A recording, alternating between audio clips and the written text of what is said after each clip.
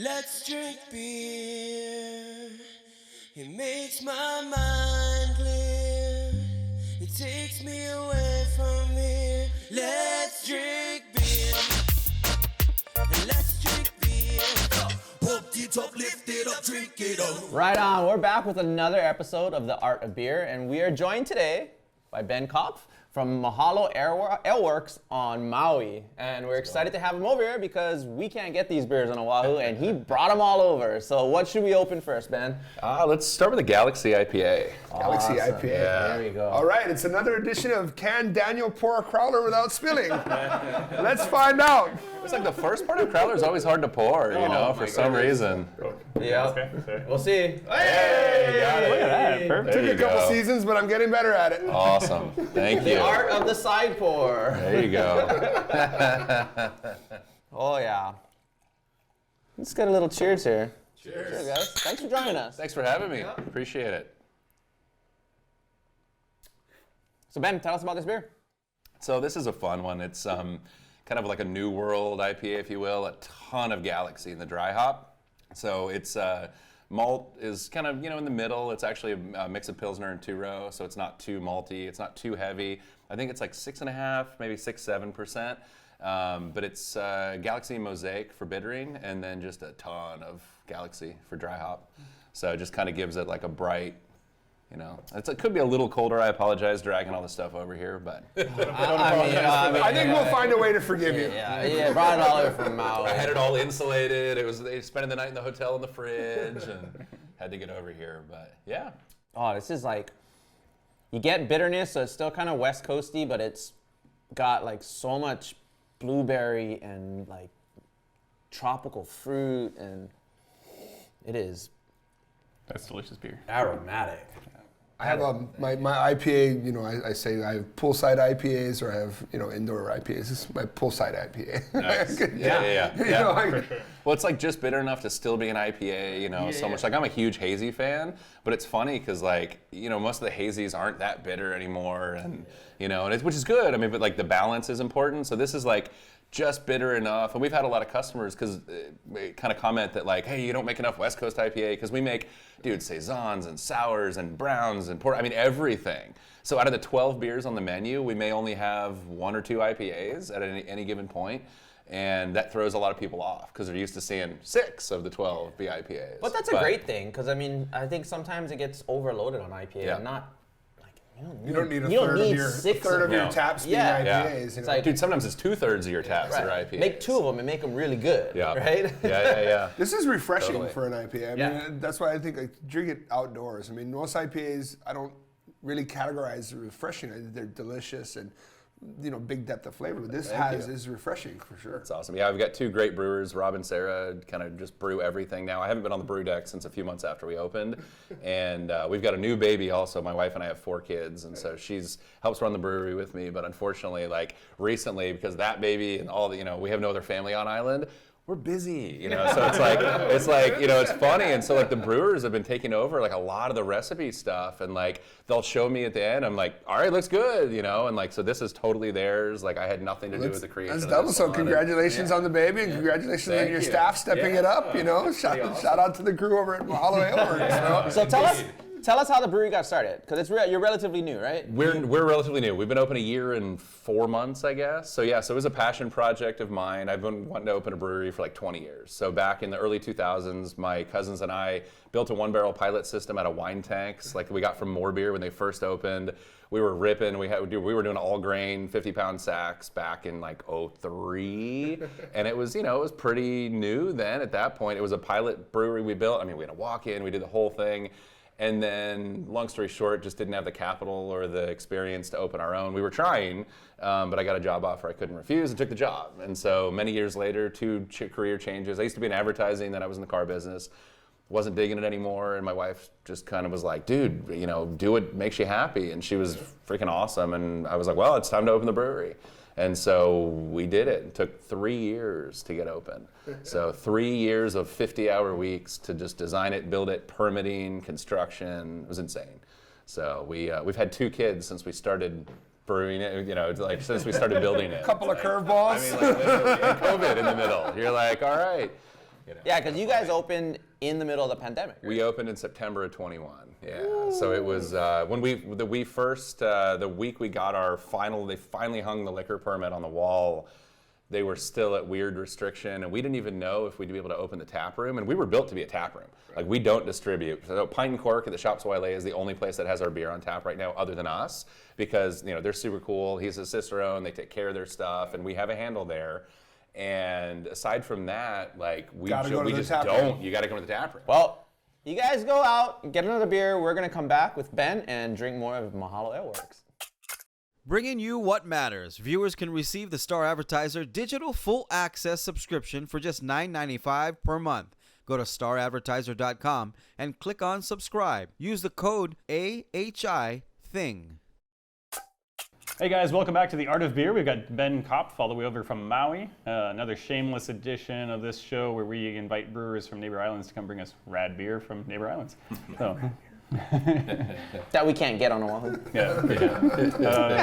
Exactly. What are we drinking next, Ben? So this is the Farmhouse Saison. So we do a lot of European styles. Try to just mix it up, really. It's literally, we've done 120 different beers out of like the 140 different batches we do. There's only a handful that we rebrew. And so the Saisons are a style that I'm a fan of, my brewers are fans of, and not traditionally the fastest selling things in the world, but people are really digging them, which is kind of fun. Cheers. So cheers. This is just kind of a fun Saison that doesn't actually have any fruit or anything in it. A lot of our Saisons will do like spices or fruit from local things, but this is just kind of a classic Saison that's delicious. Drinkable. Thank you. Yeah, well done.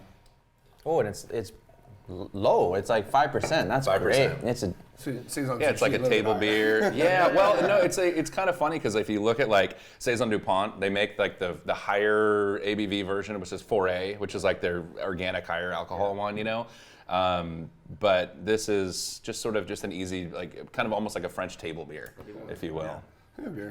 Yeah, it's got that spice note. It's got body, but it's still light and refreshing. Like you can drink it during a hot day. Yeah. Oh man. Tiny bubbles. Hot days. Tiny bubbles. Bubbles on a hot day. I wanted to ask about your location. I haven't even been there yet, but it's in one of my favorite spots of the planet, upcountry Maui. I mean, that is just one of my go-to places. I always have a great time anytime I'm there.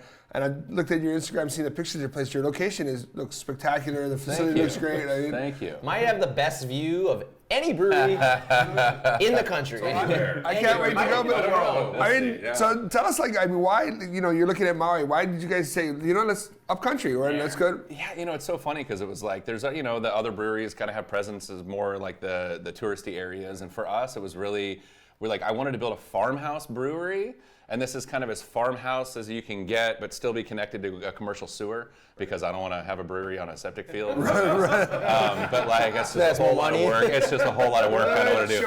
And so we're literally the last development upcountry that's connected to a sewer. So you can actually do a real brewery and not have to worry about treating your own water, things like that. So, but it's cool because we're smack in the middle of all the farms. So it's farm country. We get all this fruit, all this amazing local fruit. All of our grain goes to feed the local cows, which a quarter of one is in my freezer right now. So it's just sort of like, you fit right into the community. Benefits.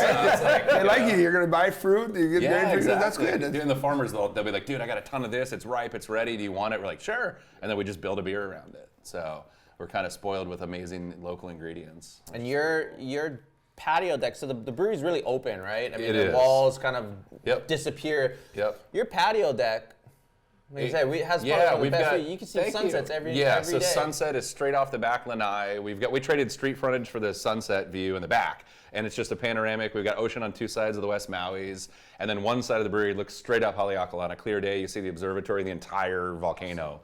And so sunsets right off the lanais every evening, and it's just loaded up, people sitting there watching sunset. So pretty cool. But we're if you're in Maui, it's worth the drive, Get up there. That's what they call an Instagram spot. Right? Yeah, exactly. Well, that's why we have logos on the glasses. So unfortunately, I think people steal them more often, but they wind up on Instagram all over. You don't have to have a view for people to steal your glasses, trust me. Right? Yeah, exactly. Oh my goodness. And then you guys don't have a kitchen, right? Because it's more of a tap room, right? But you're surrounded by some really great food vendors. Yeah, my buddy Jeff Shear, awesome chef, has a restaurant Marlowe right next to us through the wall. wall you can order their food on, and then into the tap room, and then Upcountry Sausage Co. Killer sausage, smash burgers, and street tacos right on the lanai. So they'll even run them to your tables and stuff. What else do you need with beer, man? Burgers, Right? tacos, sausages. Yeah. And a view. And a view. And a view, exactly. And good beer. So, Exactly. I mean, what do you do? Oh my God, yeah, this beer is fantastic. Really fantastic. Yeah. Like it's nice, and again, it's nice to have sort of like a saison that's. And I get like clove and like Yeah. star anise a little bit. Like it's got a real depth of flavor on this. It's fantastic. Subtle, yeah. Thank you. great. Appreciate it. Right on, guys. We're going to finish up these beers. Why don't you guys go grab another one? We'll be right back with Ben Kopf from Mahalo Aleworks. Windows Hawaii. Windows are not only designed to beautify your home, but also to make your home more secure, energy efficient, and virtually noise-proof. Contact Mario now for your free estimate in-home. For all your money needs, Hawaiian Financial Federal Credit Union is here for you. Visit hificu.com. Okay, we're back at the Art of Beer. Hopefully you got a snack and a beer because we're going to drink some more beer. What are we going to drink next? So this is the Idaho Hazy IPA. It's sort of, we don't really have flagships, but this is one that I guess you could kind of call a flagship. We've rebrewed it more than pretty much anything else. At some point we'll give it a cooler name, but it's slight tweaks here and there, but it's called Idaho because it's Idaho 7 and Idaho Gem. Okay. But this is actually one of the original beers that we opened with that we've just sort of improved on as we've gone. But I'm a big hazy fan. You know, I know it's trendy, but it's just refreshing. You know, some people say, oh, I can't drink a lot of it because they're so filling. I don't have that problem, so. Cheers. I mean, brew what you like, right? Yeah, right?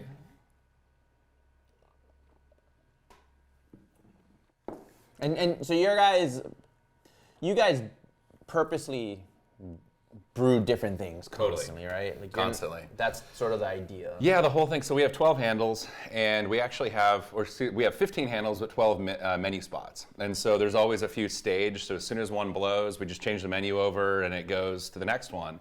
And yeah, I mean, I swear we've done like 120 or 130 different beers, which is pretty crazy in a year and 3 months. It's always changing, always different.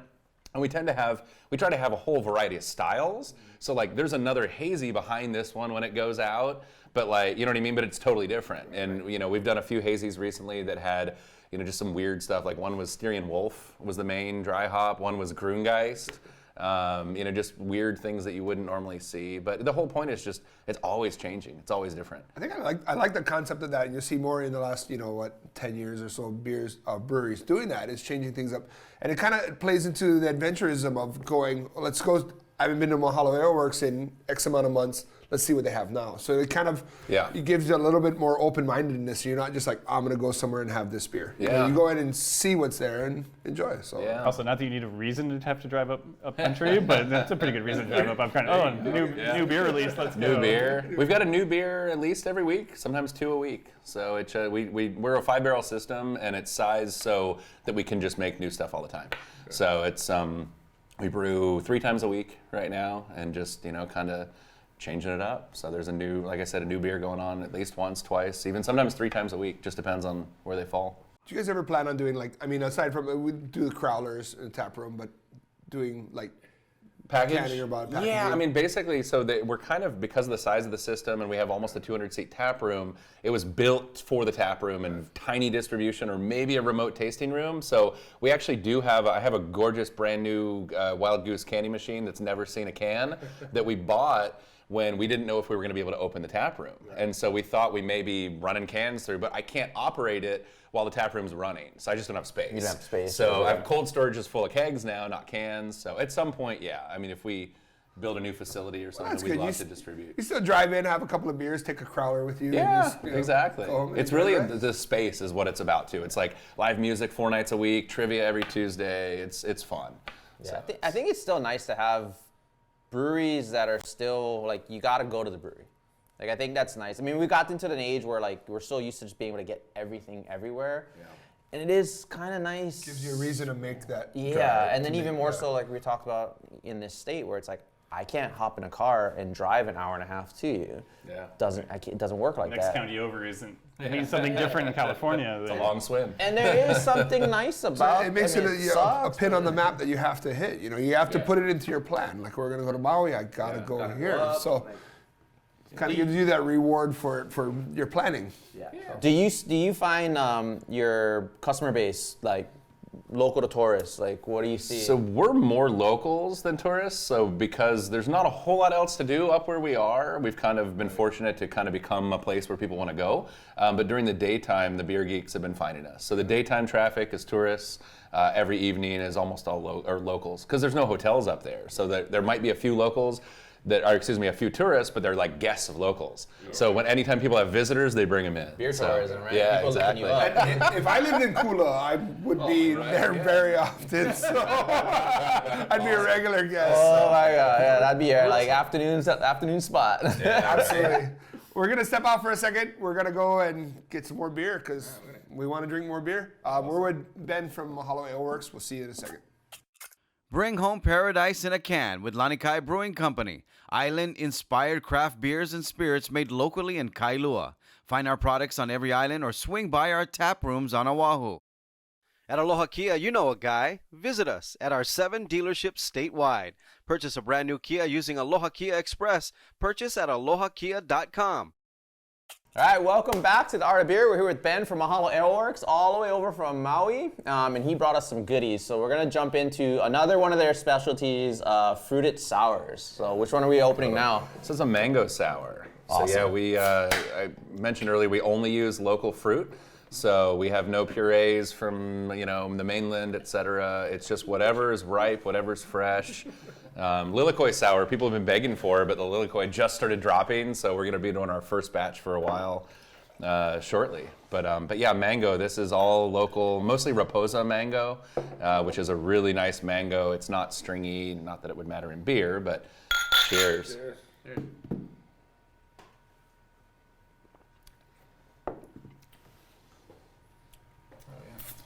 Oh yeah. That is sour. It's sour. Oh, So we've actually started making our sours a little less sour than we started.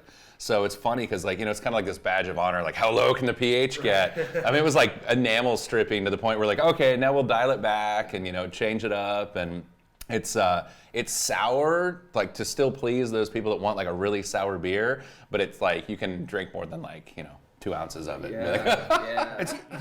I love sour beers, but I like those ones that are there. But I did notice that I don't always finish the whole first right? one. Well, they're like a it's warhead. so good, but you're like, all right, I gotta switch it up. So this walks a very good medium between that. It's definitely sour enough, but very drinkable. It's sour. It tickles like the palate, and you get the mango in the back. And even as you breathe in after you drink it, like you're tasting mango. It's subtle, but it's there. But it's not like so sour where it's like a Warheads, right? Yeah. It's also something where it's like if you had ceviche or like poke, this is perfect with it because it's also like there's the acidity is gonna add almost like that citrus brightness.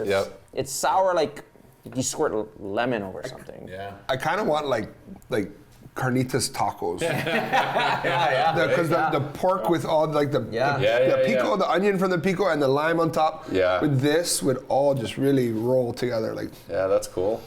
We're doing a Paloma sour that we're working on right now too. That's actually, it's like the grapefruit, but we made it with agave syrup. Which one of that? And, it's not ready yet. Oh, that one didn't That's make the still trip. in bank. Okay. No, that didn't make the trip. Again, it's like whatever's ready, and we get this like killer Oro Blanco grapefruit from Kupa'a Farms, and like it's like a sweet white grapefruit, so it kind of lends a note of just like different. And there's an agave farm up there now, right? Yeah. Like, then they're making. You can't call Agave tequila, liqueur. right? It can't call tequila. Is that where you getting the agave from? No, so we've actually just reached out to them. They just opened. Yeah. Like they're still like brand new. They've been growing agave for years, but they just are starting to make it. And you can't even, like as of recently, you couldn't even still taste it there yet. They were still working on their license for everything. But like, hopefully we can do a collab with them. I seen them harvesting the huge old peanuts, and it was like, dude, the agave grows better on Maui than it does in Jalisco. So it's the apparent, dude. They're like 20 feet around. Huge. Like they're like the size of a car. It's insane. Yeah. But they were harvesting them, and they were like 300-pound peanuts that they're going into the roaster. It's bonkers. Yeah, so we're stoked. 7-year pinas. But like how cool would that be? cool. Like get a collaboration Oh, going totally. with that. Like Yeah. that's It'd be gonna be fun. cool. Are you finding that like now that you guys have been open for a while and people know that you're doing these using fruit, that like farmers are coming to you now? They do. It's pretty cool. We get all sorts of fruit from all over the place. Like the farm, like I said, the farmers will call us and be like, hey, I got a batch of this. Can you use it? And we're like, yeah, we'll build a beer around it, do something cool. There's another one in there that uses local persimmon, and we got their very last harvest of the persimmons at the end of the season.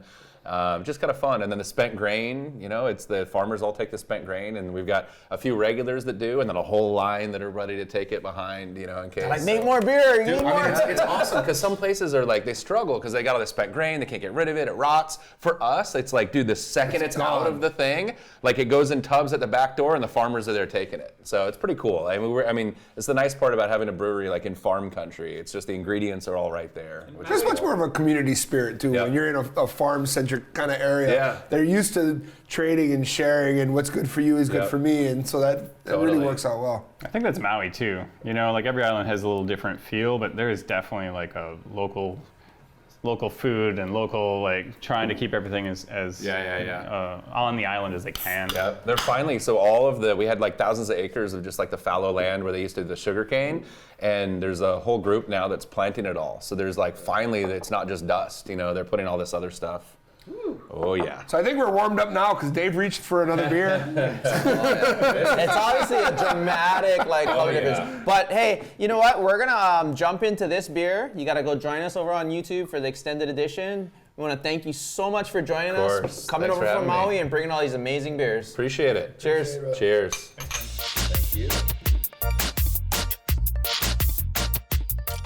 Hey guys, welcome back to The Art of Beer. We are on the extended version of YouTube. Welcome to all you TV viewers. We're here with Ben Kopf from Mahalo Aleworks all the way up country Maui. And we are drinking a beer we poured on the previous segment. What are we drinking?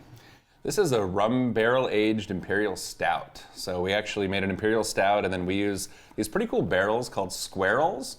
This is our first use of them. It took about half a year for the whole project, but the squirrel is like a stainless square cube where you can put the wood slats in it, which for us out in the middle of nowhere on an island is pretty awesome. Instead of shipping barrels over, we can actually just ship packs of staves and then reuse the frame indefinitely. Plus you can also get the woods done in like 15 different kinds of wood, and you can mix and match. So you can do a barrel that's half oak, half jacatiba or cherry or whatever. It really kind of lets us play with all sorts of stuff. So for this one, this is actually American white oak, which is a traditional, pretty much most of the barrels would be from like bourbon or something anyway. And then are the staves or the slats of wood, were they previously used, or like they're charred, or? You can order them charred, you can get them to whatever level of toast you want. Like, it's pretty cool. So you can literally, and you can get them cross-cut for even more surface area, or you can get them flat cut, because there's this balance between time in the barrel and how much wood extraction, and then versus like how, like you want it to thicken up, if you will, so you might want to leave it in longer, but if it's cross-cut, you got too much context, but so it's a game you got to kind of play with. Good flexibility though. I mean, normally you order a barrel, this is what you got. Exactly. Whatever was in it, whatever the char level is, totally work with it. But now you can play with that process. And you just have to keep tasting and see. Exactly. You gotta keep sounds tasting. awful. I know, it's terrible, right? I know. And then, so how did you, so these are rum barrel. Yeah, so basically, we took the 3 different Kula rums. The distillery is just down the street from us that does the Kula rum. And so we actually got the 3 different rums, and we soaked the staves and all of them, because you got to tighten the staves up, right? So you can steam them, or you can do whatever, you can soak them. And so the 3 different squirrels that we have, they're 2 barrels each, the staves were soaked in their 3 different rums. So we originally thought we might get enough flavor difference out of the 3 of them to have 3 different profiles. The only one you could kind of tell was the coconut one because of the aroma, and there wasn't really a discernible flavor difference between the silver and the brown one. And so we wound up blending the 3 back together into one.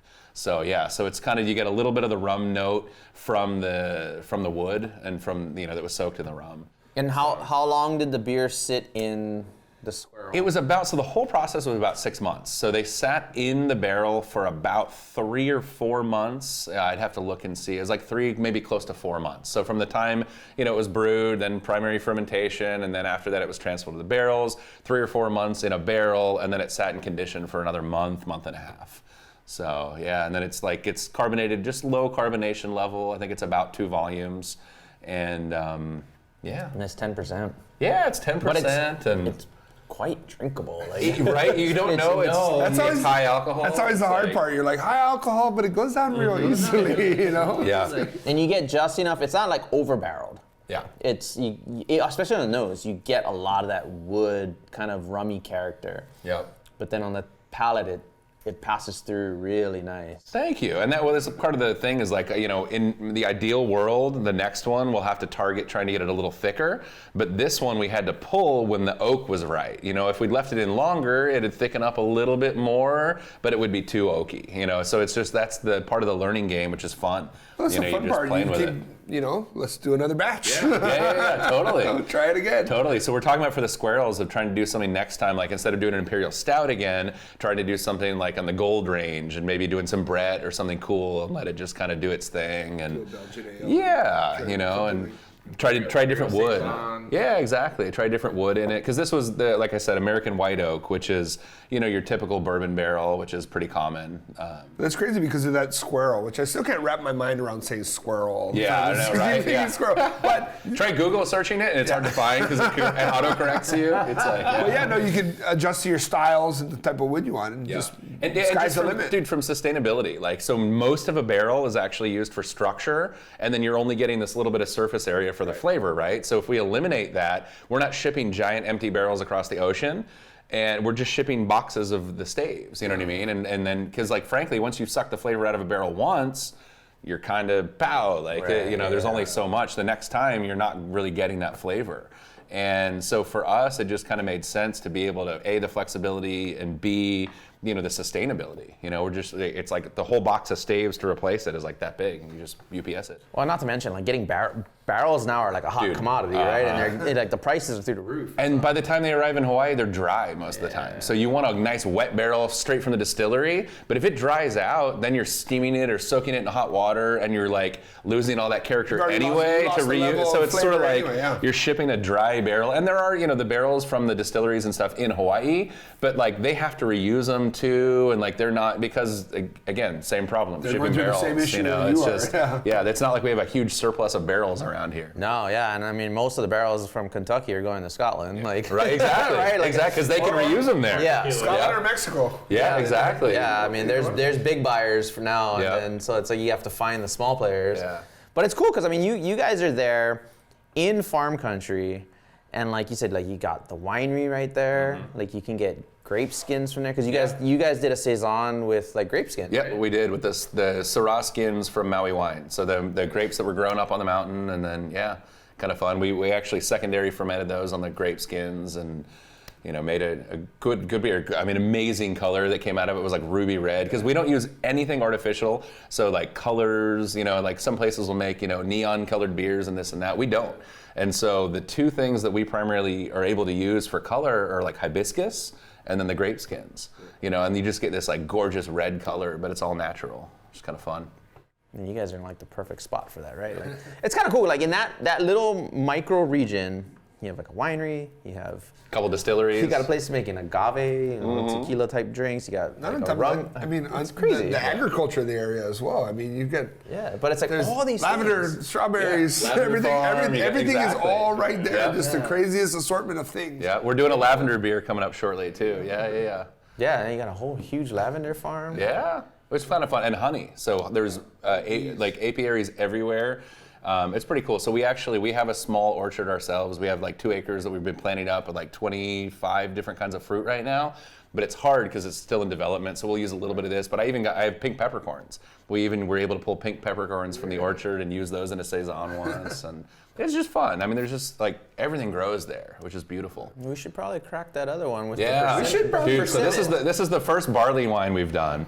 And this one's a trip. So this is... We love barley wines here. Oh, dude, this is killer. This is fresh, local Maui persimmon, the last batch of the year. And this is actually also the addition of amburana wood, which is a crazy, exotic South American wood.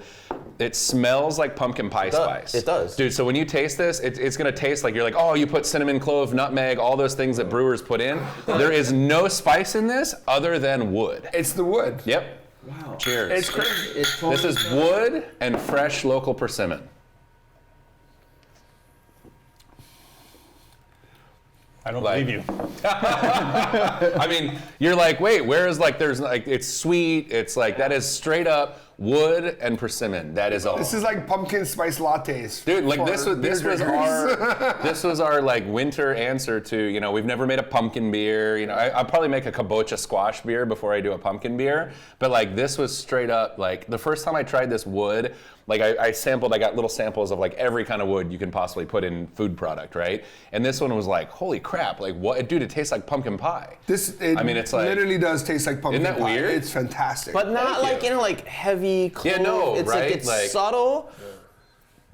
It's subtle, but you know what it is when you smell it and taste it.